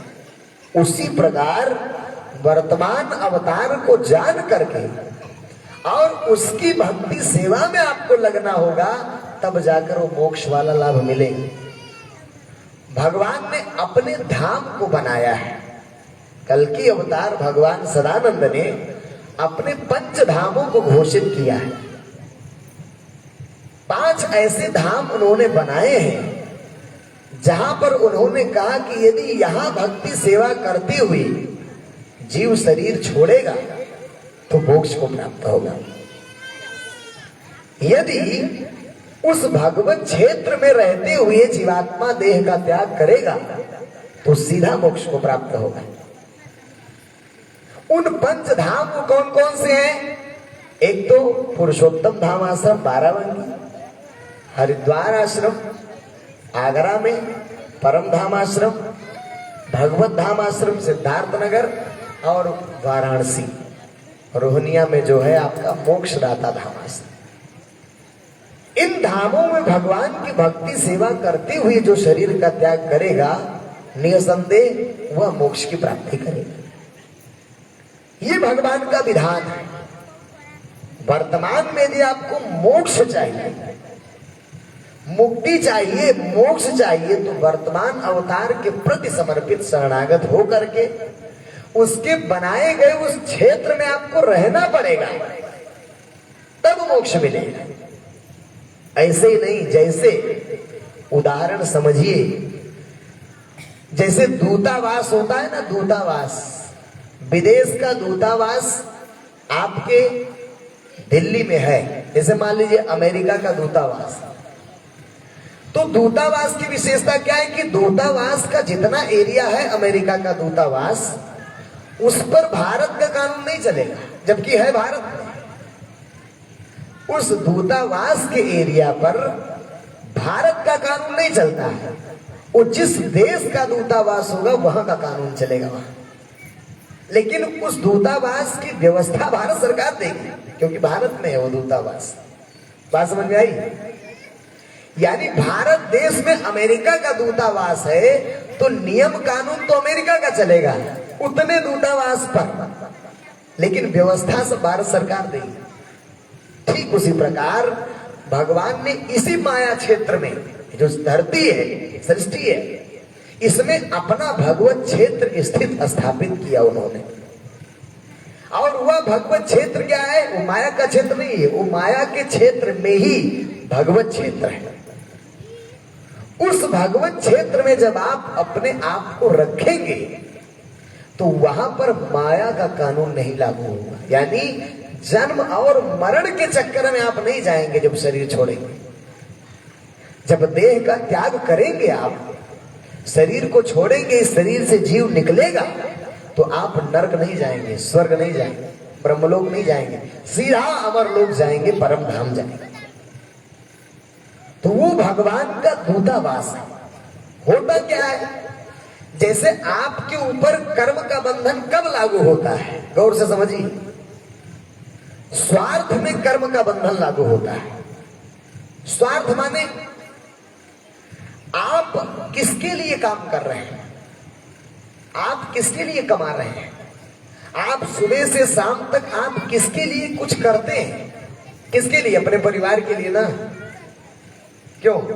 किसके लिए आप कर रहे हैं? अपने परिवार के लिए, या अपने घर के लिए, या अपने घर मकान, खेती, दुकान, नौकरी चाकरी, बिजनेस, व्यापार के लिए आप कर रहे हैं। यही जीवन स्वार्थ कहलाता है। स्वार्थ माने स्व और स्वजन के लिए किया गया कार्य स्वार्थ है। इसमें जो भी कर्म आप करेंगे उसका फल बनेगा। और फल बनेगा तो भोगना पड़ेगा। फल बने, जैसे मान लीजिए अच्छा कर्म किया, दान दिए, जप किए, किसी की सहायता किए, किसी की मदद किए, भंडारा करवाए, तीर्थ गए, दान पुण्य कर रहे हैं आप, तो इसका फल बनेगा पुण्य।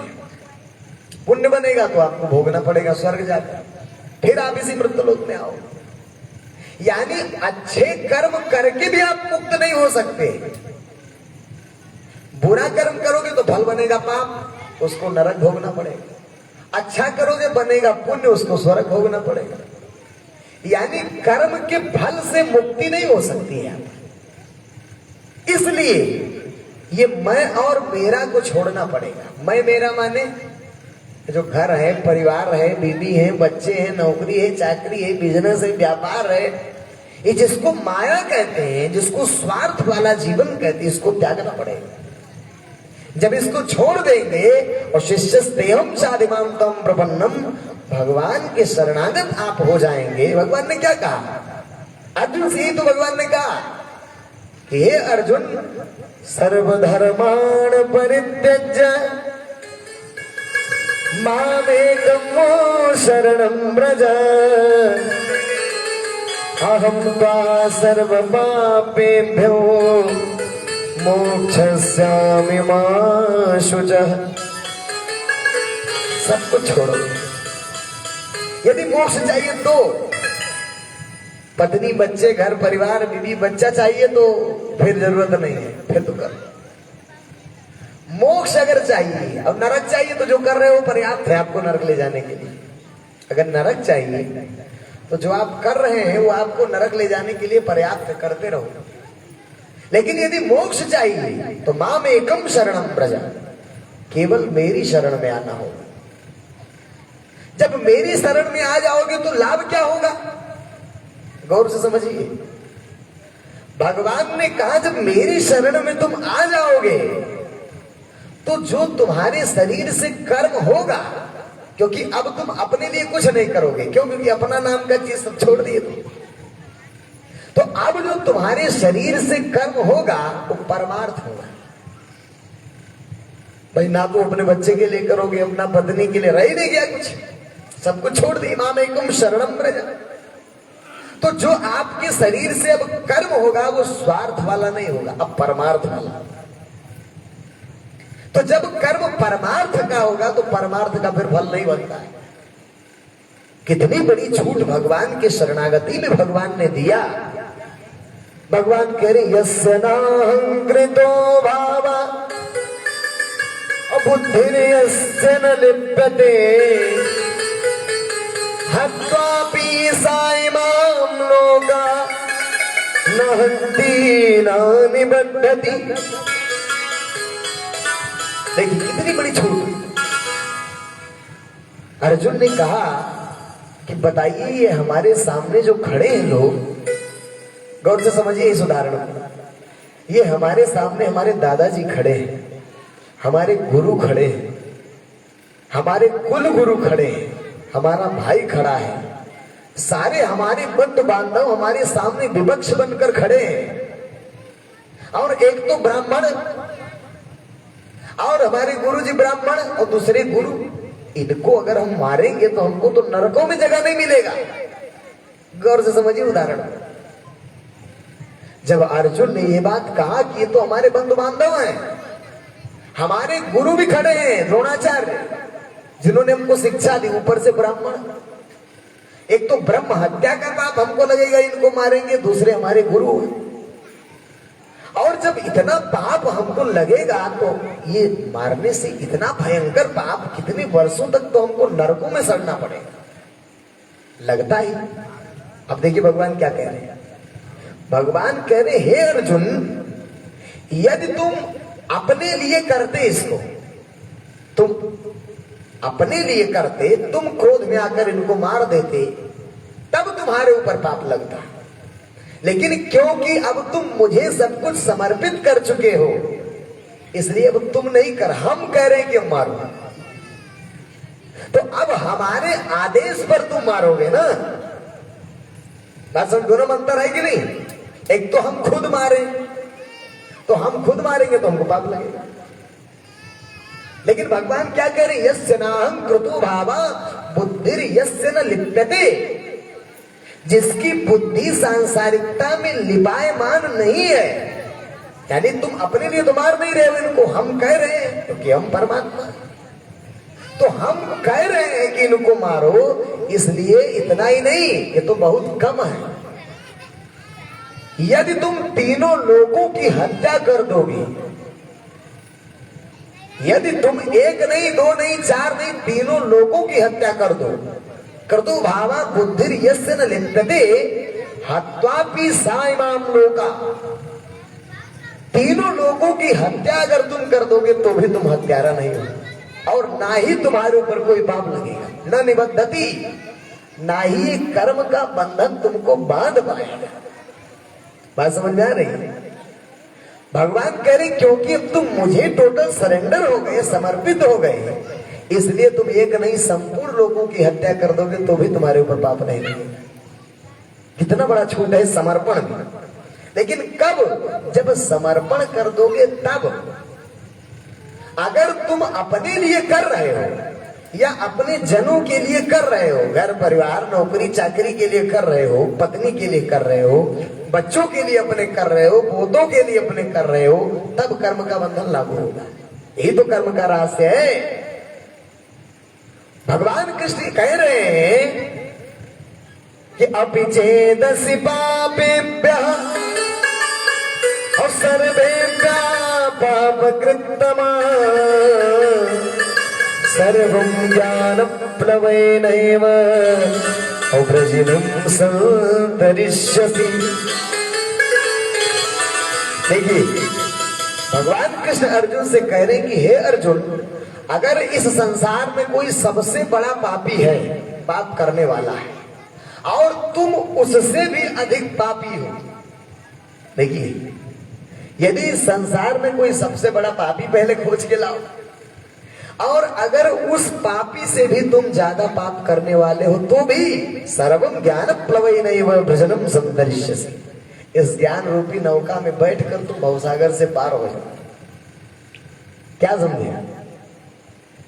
यानी ये कर्म का बंधन तब तक लागू होगा जब तक आप माया के क्षेत्र में, भगवान के क्षेत्र में कर्म का बंधन लागू नहीं होगा। ये बात समझ में आ रही है? जैसे उदाहरण समझिए, काम वही है, बाल वही है, यहां है सिर का बाल है, यहां है तो मूछ है, और थोड़ा यहां आ गया तो उसको दाढ़ी कहने लगे। बाल तो वही है, नाक के नीचे आ गया तो मूछ कहा जाने लगा, दाढ़ी पे आ गया तो उसको दाढ़ी कहा जाने लगा, यहां है तो सिर का बाल है, बाले कही। लेकिन क्योंकि स्थान बदल गया इसलिए नाम बदल गया। तो वही काम आप संसार में करेंगे बेटा बेटी के लिए तो कर्म का बंधन लागू होगा, और वही भगवत क्षेत्र में भगवान के लिए कहेंगे तो सेवा हो जाएगा। बात समझ आ रही? उसी को सेवा कहते हैं। जैसे सैनिक बॉर्डर पे गोली चलाता है ना, और वही गोली आप यहां किसी को मार दो तो यहां दफा 302 लग जाएगी, जाओगे जेल। और वही सैनिक बॉर्डर पे चाहे जितने आदमी मारे उसको गोल्ड मेडल मिलेगा। अंतर है कि नहीं? दोनों काम वही हो रहा है, गोली वैसे चल रही है, गोली वही चल रही है, आदमी वैसे मर रहा है, लेकिन वो बॉर्डर पर तैनात है तो उसको गोल्ड मेडल मिल रहा है मारने के बदले, और यहां आपको 302 लग के आप जेल जा रहे हैं। काम तो वही है। ठीक उसी प्रकार जब तक आप स्व और स्वजन के लिए कर्म करेंगे, अपने और अपने परिवार के लिए, कुटुंब के लिए, तो आपके ऊपर वो कर्म का बंधन लागू होगा और जाओगे नरक स्वर्ग। लेकिन वही कर्म जब परमात्मा को आप समर्पण के पश्चात करेंगे तो गोली बॉर्डर वाली हो जाएगी। चाहे जितना कर्म करो आप, उसको सेवा कहा जाएगा। तब वो कर्म नहीं होगा, तब वो निष्काम कर्म होना प्रारंभ हो जाएगा। और गीता में भगवान ने कर्म को महत्व नहीं दिया, निष्काम कर्म को महत्व दिया। और निष्काम आपसे स्वतः नहीं हो सकता, निष्काम भगवान को समर्पण के पश्चात ही होना प्रारंभ होता है। बात समझ में आ रही है? तो भगवान ने जो कर्म करने के लिए कहा ना, वो निष्काम करने के लिए, वो निष्काम परमात्मा के प्रति समर्पण के पश्चात होगा। बात समझ में आ गई? समझ में आया आपके? आ गया समझ? तो अब अतः हम आप लोगों से कहेंगे कि वर्तमान भगवान को जो लोग जानते हैं वो लोग अब विलंब ना करें, शीघ्र भगवान के चरणों में आ जाएं, क्योंकि श्वास की डोरी कब खत्म हो जाए कुछ पता नहीं। और अब न बनी तो फिर न बनेगी, क्योंकि नर्तन बार बार नहीं मिलता। इसलिए जो लोग नहीं जाने हैं वो लोग जान ले, जो लोग नहीं जाने वो लोग जान ले। अभी कैसे जानेंगे? ज्ञान से पहचान होगा। आप भगवान जी का सदग्रंथ लीजिए, सत्संग सुनिए, उसके माध्यम से आपको पता लगेगा कि ये परमात्मा वर्तमान में कल की अवतार ही है जो मोक्ष देने के लिए इस धराधाम पर आया है। तो जो लोग नहीं जाने वो जान लें, जो लोग जानते हैं वो लोग क्रियान्वयन करके समर्पण कर दें भगवान के प्रति, तभी मोक्ष मिलेगा भैया। अन्यथा क्या होगा पता है? जह जह डोलू सो परिक्रमा, और जो जो करूं सो पूजा, और घर उजाड़ एक कर डालू और भाव नहीं दूजा। ये स्थिति हो जाएगी। इसका मतलब क्या हुआ? आप जब समर्पित हो जाएंगे भगवान को तो जो करेंगे आप सेवा होगा। आप आश्रम में घूमेंगे भी, देख रही भी करेंगे तो परिक्रमा के समान होगा। जहां जहां डोलू सो परिक्रमा, और जो जो करूं फावड़ा भी अगर चला रहे हैं तो वो भी परिक्रमा होगा। जैसे अर्जुन ने हत्या किया लेकिन वो हो गया धर्म, भगवान कृष्ण ने चीर हरण किया लेकिन वो हो गई लीला, अब दुशासन ने चीर हरण किया हो गया महाभारत। अंतर है कि नहीं? दुशासन ने एक चीर हरण करने का प्रयत्न किया खाली, अब महाभारत हो गया, लाखों लोग कटे मरे। और भगवान ने कितनी गोपियों का वस्त्र हरण किया, क्योंकि वो शरीर भाव में नहीं था, वो भक्त और भगवान के बीच शरीर स्तर से ऊपर उठाने के लिए था, इसलिए वो धर्म हो गया और लीला हो गया। अंतर है दोनों में कि नहीं? तो परमात्मा को जानकर और उसके प्रति आपको समर्पण करके भक्ति सेवा करना होगा। ये मूल है, सारांश है। और अब इसी के साथ हम अपनी सत श्री सुनीता दीदी का आवाहन करते हैं। वो आएंगी और कुछ संस्थागत आपको परिचय देंगी, तत्पश्चात भजन होगा। 7 से ऊपर समय हो ही गया होगा, 7:30 हो गया। दीदी आएंगी और उसके बाद विराम होगा, आरती होगा, प्रसाद वितरण होगा। जिसको कुछ पूछना हो, जानना हो,